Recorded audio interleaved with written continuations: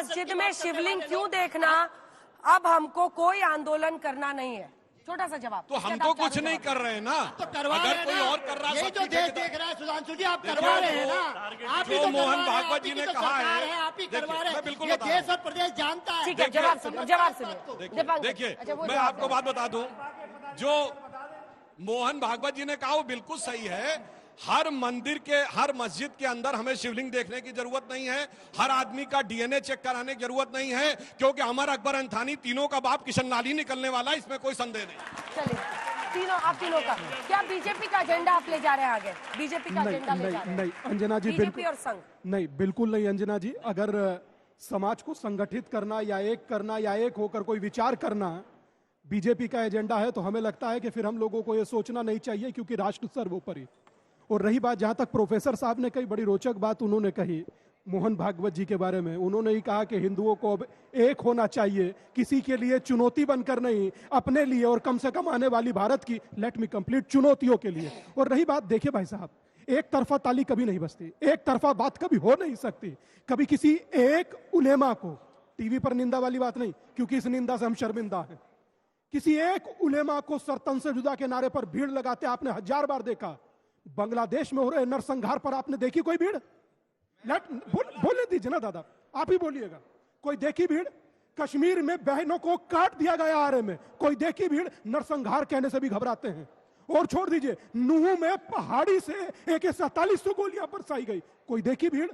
एक तरफा चीज मत चलाइए ना दादा। और रही बोलने दीजिए दादा, आप बोल लीजिए। हाँ ठीक है, गलतफहमी तेजस्वी यादव ने, हम बिहार की यात्रा पर थे दादा, को दूर होना बहुत जरूरी है। तेजस्वी यादव ने एक बड़ी अंजना जी रोचक बात कही कि किसी ने मुसलमानों की तरफ आंख उठाकर देखा तो ईंट से ईंट बजा देंगे।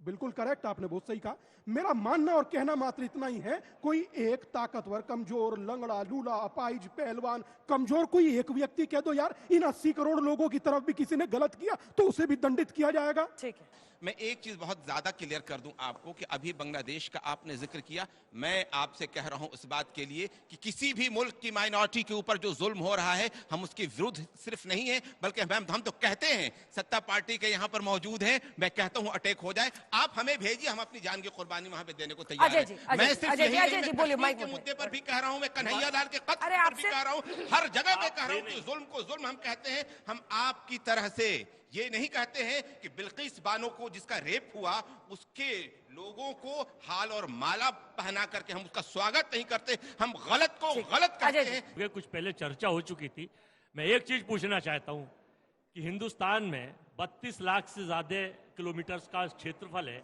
और 145 करोड़ लोग हैं, कितने मंदिर हैं यहाँ आप बताएंगे?